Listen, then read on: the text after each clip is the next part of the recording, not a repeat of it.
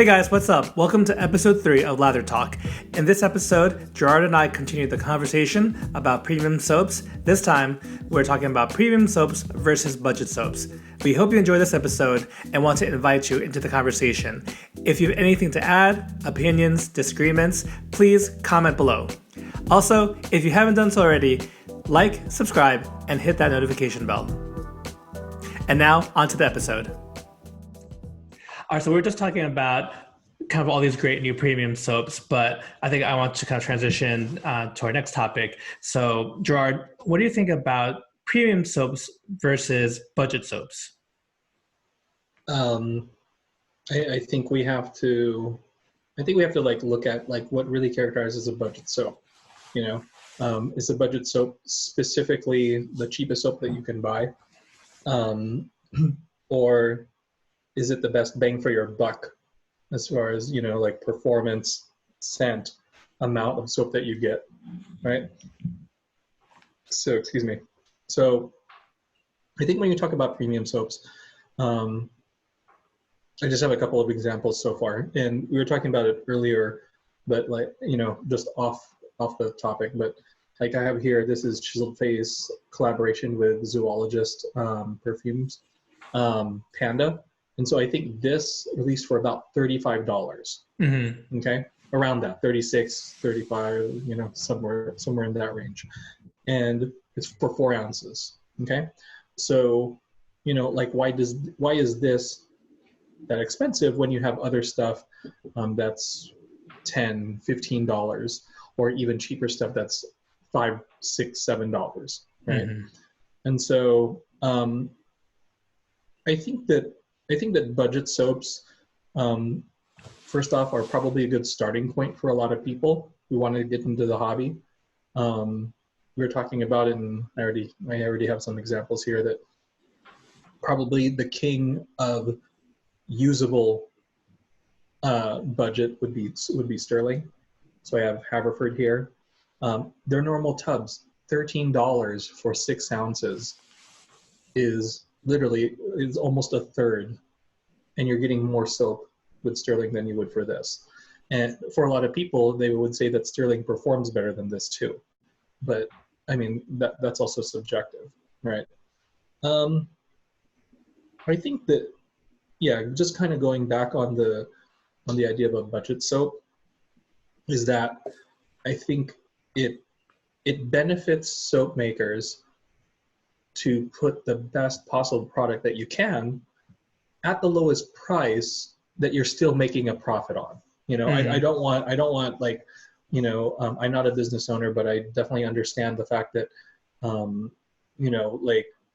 if Chisel Face could charge $20 for this, probably would have, but just probably for the materials, for the packaging, premium packaging, it bumps it up, quite a bit. Mm-hmm. or whatever it may be. But I definitely think that there's not only a place for it, but I think that the majority of people, they love companies like Sterling just because here's one of the samples. The sample was $3. I'm going to get at least 10 shaves, 15 shaves, if from this little puck. In here, awesome deal. So I think companies are seeing that. Mm-hmm. And again, we were talking about it a little bit earlier. Ariane and Evans is coming out with Face Spackle, which they're looking on bringing to the masses. Going back to Amazon, I think they're going to launch it on Amazon for $12.95, and it's an excellent performing soap for that price. And so I haven't tested it, but by all accounts and what you've heard about it so far, it's already up there as a super elite soap base for $12.95. So I don't know. I think it depends. I think everything depends. There's certain factors with kind of your own particular spending habits, right? So for someone who is totally utilitarian, and we took a little bit break before, and we just typed in shave soap into Amazon and see what came up. So of course, I think truly budget soap where these will give you a shave, but as far as scent wise, usually not much is going on to something minimal, possibly even to like something that you might not like because it's so bare bones. But you have Williams mug soap, which I think that was the absolute cheapest because they had a bundle in packs of 3 to even kind of make it worthwhile to ship to you. Vanderhagen, Colonel Conk, those are about around the $5 mark. And I think you just make a good point though, Gerard, in that do you just go by price per ounce, or do you factor the other things? Because for me too, like if I, giving recommendations to a new wet shaver, Sterling, Sterling Soap Company is always there for a number of reasons. One, variety of scents. So you can certainly go unscented, right? But for me, that's just not fun. So there's so many options, from like something very straightforward like peach, or I forgot what, there's like a pine scent, right? It's like iced pineapple. Oh, iced pineapple, which is cooling pineapple. So there's kind of those straightforward scents, you know what you're getting. And then on the other end of the scale, there's over a dozen, I think, cologne dupes. So you're probably going to find something that you wear, because they Rod over at Sterling goes for everything from Creed to Aqua di Gio to Tom Ford. Tom Ford. Yep, the one that you showed Haverford is Tom Ford Tobacco Vanille. So you can really just know a few fragrances, and you probably find it over amongst Sterling's catalog. So and the soap, honestly, it's what I use to measure a new artisan. How does it stack up against Sterling? Because both for the performance and the price, kind of to even be a contender in my book, you have to at least match that, if not beat it. Yeah, no, definitely. And so you'd mentioned like Williams, Vanderhagen, Colonel Conk, and whatnot. And I've tried Colonel Conk. Out of the 3, I've tried Colonel Conk, and I wasn't a fan. Just to put it that way. The experience itself, shaving with it just wasn't, great for me.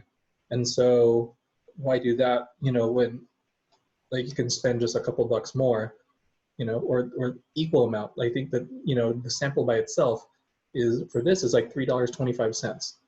And that's 1 ounce. You're going to get a good amount of shaves with it, like guaranteed. You're going to get at least 10, 15, maybe even 20 shaves, like with little $3 like sample. And we tend to think with our wallets first. I may smell Panda, Mm-hmm. but I see the price tag, and then immediately I'm just like, let's see what else is out there first. When we were talking about like razors and things like that, people, you said like, like the whole man jewelry, that you had to have it like in your collection, or and that's kind of why I picked this up. I liked it that much that I needed, I told myself like I wanted to have this, so I went and got it, but this is definitely a splurge soap for, a splurge piece of software for me, opposed to if I'm really getting into it, or if it's just something that, I want to try out, then why not go with like Sterling. And we had mentioned some of the others like Stubble Buster from Chiseled Face, which is also an excellent, moderately, like around, I think $10, $10 price point. And then A&E's Face Spackle, which is coming up soon. Totally. And on the other end of the scale, I think that's a great example where that collaboration between Chisel Face and Zoologist, right? So I think it totally does. If you look at how much that fragrance costs to even get, whether it's a full bottle or I think they do like a smaller travel size, right? Fragrance oils, perfumes, they are expensive, right? And because there's both a lot of time and research that gets put into it to creating these unique scents. Zoologist has very unique, very fun scents because they have the animal, in this case, a panda, and then they kind of create a scent like based on their environment, based on the animal itself, and there's always some element, I believe, of musk in there too to kind of play along with that animal theme. So all that creativity doesn't, it's not going to be free. You can't just be like, oh, they're just throwing a scent on there.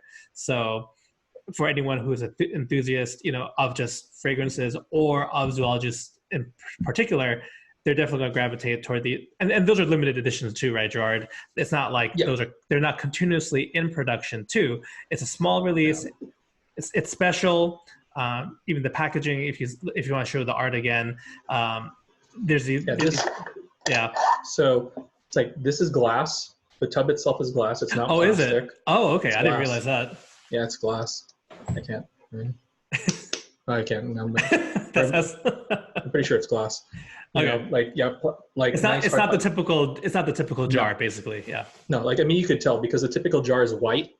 It's a opaque white, and this is like really, really nice. It's hefty. Yeah. Okay. Gotcha. It's 4 ounces soap, but this thing it's heavy. Yeah. It's heavy. And that actually brings another good point. Is besides where costs can go up, besides fragrance, is packaging. Mm-hmm.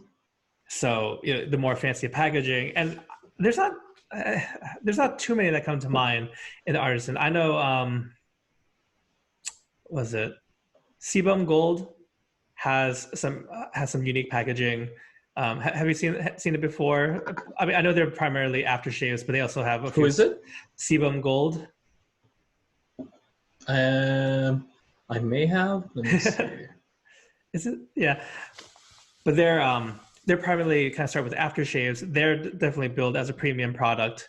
Oh, they look like apothecary bottles. Yes. So it's very classy. But either way, as far as like what can kind of push prices up from budget all the way up to premium and beyond.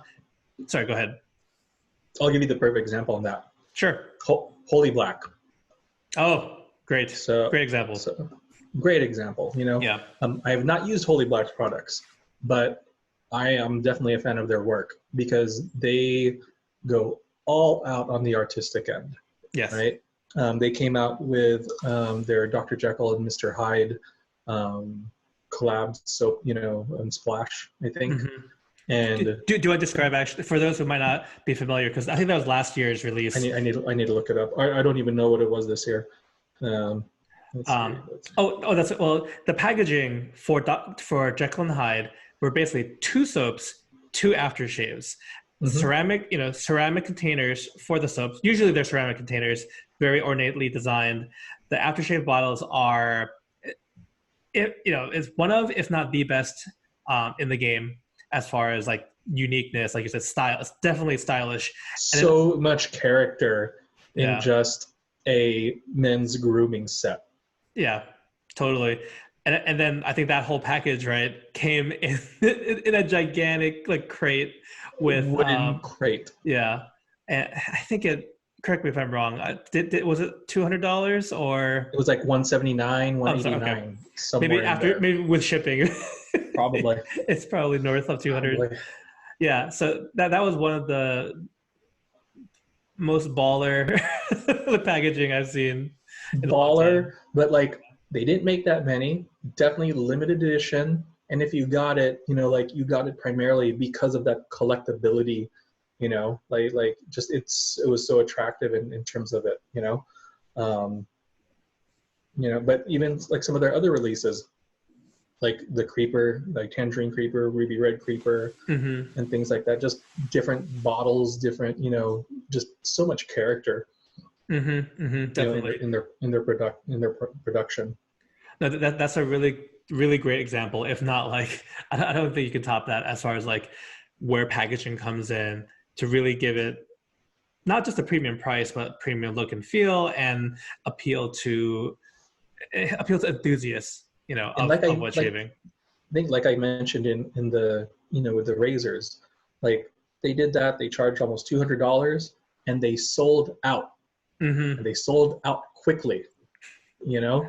So they're, you know, they know what's up, right? They're like, they sold out. They knew that, you know, like they weren't going to go back and make more for the masses. Like, this is it. This is what you get, you know, like this is all that we can make. Mm-hmm. And you have your chance, you know, if you want it, go for it. So, I think as you see more people like wanting to, you know, take risks with that, Mm-hmm. doing limited edition releases. Here's another one that we can, you know, talk about somewhat recently is just sets in general. The Heritage Collection shaving with Strike Gold and Chicano Designs, they did Nostalgia. Oh, yes. You know, and so for those of you that don't know, Strike Gold Shaving did a soap and splash based on the fragrance Pacific Rock Moss, I believe, Oh, right? right. Yes. And it's a very turquoise, like 50s, you know, type of design by Chicano Designs. And that same turquoise was done by Heritage Collection Shaving in their Merit Handle brand new release. But they sold the entire set. I want to say it's over 100, maybe the 130, 50. 150. Yeah, in that range. Mark, Yeah. somewhere around there. And if they haven't sold out, they don't have many left. They're gonna. I'm sure that they will. Mm-hmm. You know, people, you know, just have to have everything, I think, on board. Like one that tells me sets are popular, right? For sure. You know, sets are for sure popular. And you know, and I'm sure that a lot of artisans will say, yeah, like, because if we sell like a splash by itself, it won't sell by itself. You know, it'll be someone that buys it with the soap, and in the end, more people will buy soaps by itself than splashes by itself. But yeah, whenever I see sets, you know, like limited amount of sets going out, they always sell out. Always sell out. So yeah, I think, you know, that the example of the nostalgia set, the Holy Black sets, right there, it's everything when done well, everything is working together. So like you said, they had like a seafoam green. It goes, you know, it's a throwback color, seafoam, surf green, whichever. It's whatever, a throwback. Like whatever, aquamarine, teal, whatever. Yeah. But I mean, it's a throwback to, I think of like some Fender guitars that use that color, but the Fender cars in turn were inspired by the cars that were popular at that time. You know, drive-ins. Yeah, I'm California, we don't really, so we don't have those. We do drive-ins. It's like we don't really have those, but that's what I'm picturing at least. Yeah, Chevy convertibles with the top down. Yes, totally. Yeah. Well, I guess I want to tie it back to kind of what we started talking about with, right? So maybe we'll stick with the premium end, right? But if everyone, or if lots of artisans are coming out with these premium soap bases, right? What do you think is the sweet spot, I guess, as far as price? Because you did mention with the chisel face zoologist Panda Tub, like $35, you had to stop and like, do I really like it? And I think I would be the same way. Like, I have to really like it to push it, because knowing what are all the other options, you know, I have to like it more than X amount to purchase it. But do you have like a magic number in your head where it goes, it flips from like, oh, if I love the scent and I love that base, insta buy, versus, you know, you kind of look at your wallet, look at the bills coming up, or other upcoming, I should say, other upcoming releases, right? And kind of they stack against each other, like. Yeah, maybe. I mean, I think for a soap, I think like 20 is kind of my. If I see a soap under $20 and I like it, I'll usually snag it, right? Yeah. I think Zingari Man, I think it released at $21.99. You know. Okay. I still bought it because I liked it. You know, but like, am I pausing a little bit sometimes? You know, things like that. You know, and even maybe that number is just like somewhat like somewhat skewed. Maybe it's that $15 to $20, range. Like if a soap's under that, like more than likely, if I'm even curious, I'll buy the full tub anyway. For $15, right? And sorry, and just kind of a follow-up question to that. Do you typically buy in sets? So are you buying soap and splashes all the time, or you'll buy separately on occasion? I lean on getting the set. Okay. Yeah, like for example, I'm like thinking like with the three that I have here. Yeah. I have the matching balm. I have the matching aftershave splash. Okay. And I got the eau de parfum. Oh, you did? Okay. I got the small one. Yeah. With this, the set had sold out, and then I had asked you. Well, I thought, I was like wondering, like, should I get the splash?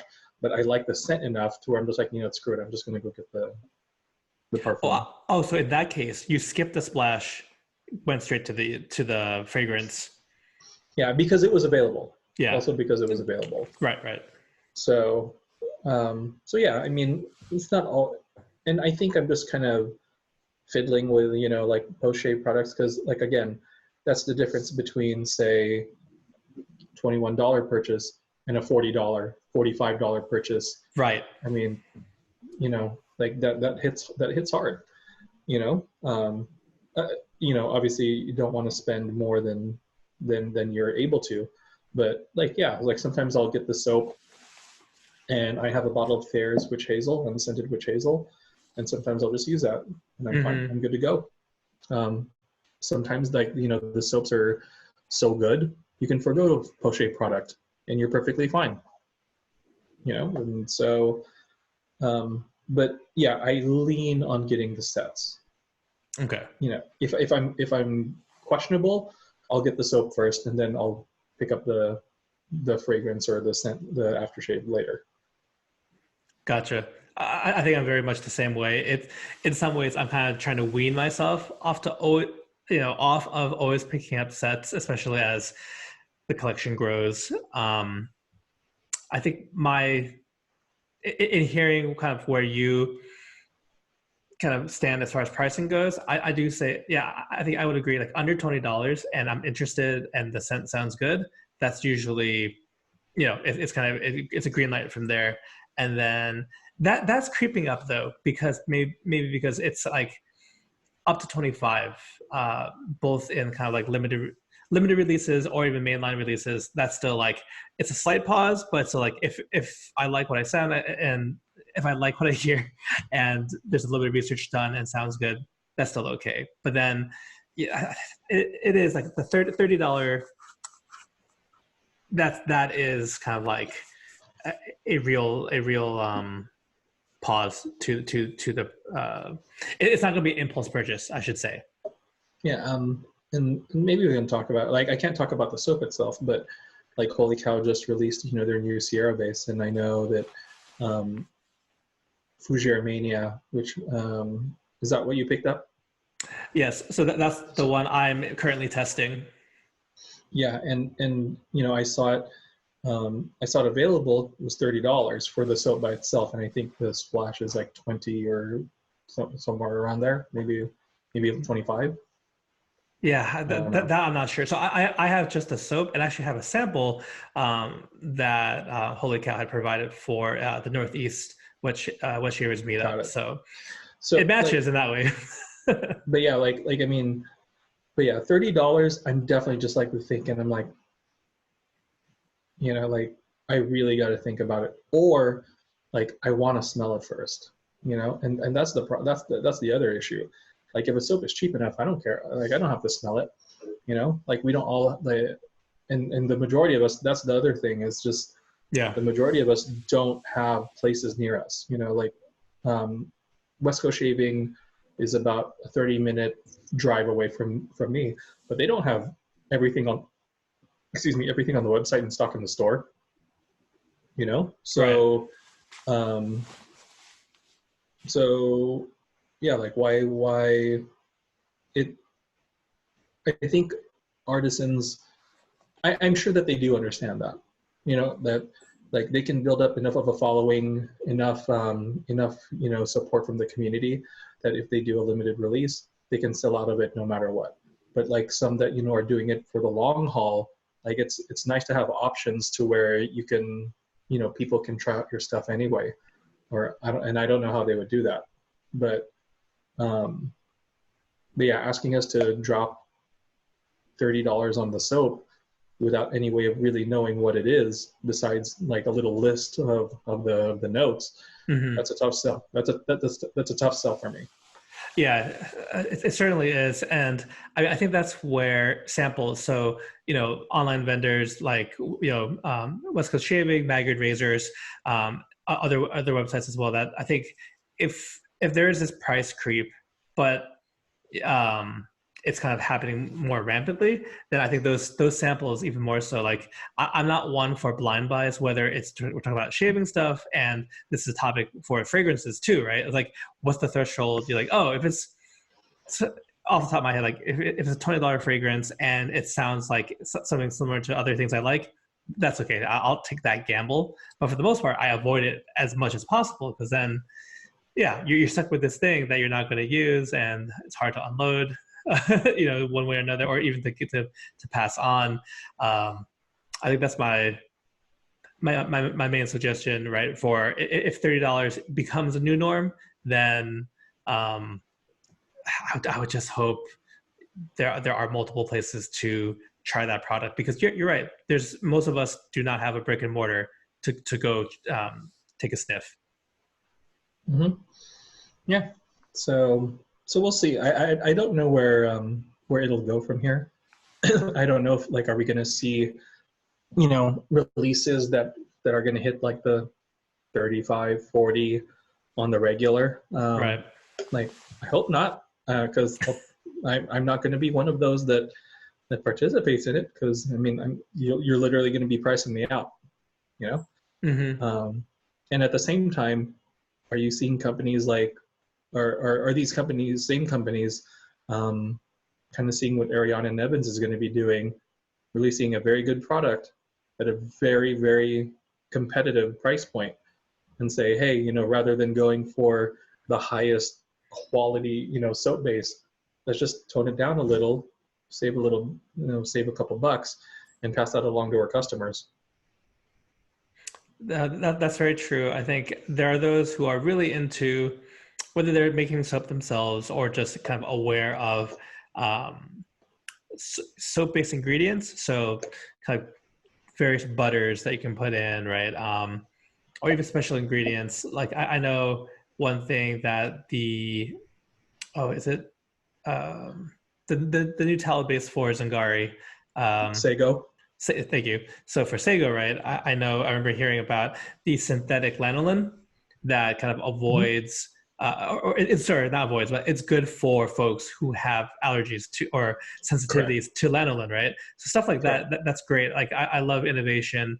I'm not sure how that factors in price wise, right? But there's other stuff like kokum butter, jojoba, I think goat's milk. I'm just thinking of the things that used to be just in these special releases that are now in every single soap. Yep. Yeah. Right. And it's becoming the norm. And I mean, is it because the market demands it? I don't know if the market demands it. Yeah. I really don't. But then again, it's funny because I don't know what communities, I'm primarily on Instagram and Reddit. Mm-hmm. And I'm going to look right now. Okay. But I think Wicked Edge has 127,000 subscribers. Wow. Okay? 127,000. Wet shaving, significantly smaller, but it's more for, I think, more new stuff, but it has 16,000 subscribers. And then the Reddit's equivalent of a BST, Shea Bazaar, has about 11,000, and that's on the regular. But I mean, still 160,000 people. Yeah. That's a good. I didn't realize that was the size of those groups, because I do try to kind of keep up to date on Reddit as well. those are some high numbers there. Mm-hmm. So we'll see. I mean, again, I think people are excited either way. Um, you know, people will definitely make their voices known either way. If you're just like, no, bro, it's too much. Yeah. This is too much. This is too much for this. So, but we'll see. Like I said, I'm glad that there's options out there. I'm glad at all price points. I mean, if you really do want like a good product, you don't have to spend that much. You don't. Yeah. Truth be told. Like I said earlier, like I mean, I lasted in Praso for like 5 years, and I had no complaints. Mm-hmm. So what do I know? You know what I mean? Like, I mean, everything else is just us being spoiled, and yeah, I think the market will dictate itself. People will buy what they like, and people will voice what they don't like. Definitely. I mean, I'm just thinking less than a year ago, right? I feel like my threshold was 20. Like anything above 20 gave me pause based on what was out. But there definitely has been a creep in price. But also, you might argue that we're like in a golden age of wet shaving, like given how good the products are available, how many different ones there are. Granted, it is primarily online. And also, I think being located in the United States with all those different artisans too gives us an advantage, because I know it's definitely shipping can be killer for our friends in Canada sometimes, with especially like aftershave splashes that have alcohol, let alone folks in Europe, Asia, and beyond. We're definitely lucky right now. So I just don't know. Yeah, that 30 mark is still like definitely makes you think. So I think as I am kind of reviewing, it's hard to separate that as I am kind of using that soap and kind of putting it through its paces. But in the future, I think it's a topic to revisit as we see what other releases come out, what new artisans hit, kind of join the community, and where they start out price point wise. It'll be really, really interesting. But yeah, any Gerard, do you have any kind of closing thoughts on kind of this overall topic, whether it's we're talking about soap bases, whether we're talking about, or kind of this discussion about cost? No. I mean, no, not really. I like like I said, the market will dictate itself. I think when enough people say this is too much, like artisans will step back. And I think that when we find that artisans are going to be offering a great bang for your buck, I mean, to this day, I think for the time being, we're always going to be talking about Sterling as just that, best bang for your buck out there. And you had mentioned, like, if you can't be better than them, then you need to rethink, like your business strategy and things like that. But I mean, options are good, and us as consumers are the ones that really just benefit from it the most. Mm-hmm. Okay, so awesome. Yeah, I mean, it's fun that we have all these examples to cite as we're hitting these topics. That I think that kind of speaks for itself. And yeah, really, I lost my train of thought, but it is getting late here, so I did want to wrap things up. Viewers at home, we'd love to hear your thoughts on this topic. I know we kind of hit a couple different questions, but we'd love to hear your thoughts. If you've tried any of the new premium soap bases, or even, for our viewers, what is your limit? $20, $30, or do you hit the limit way back? You're sticking to under $10. I think there are options for all. So I'd love to hear where you kind of set the bar, and what are your regular soaps that you keep in rotation. So With that being said, I want to thank you guys so much for your time. Thank you for watching all the way through. And we'll catch you next episode. Take care.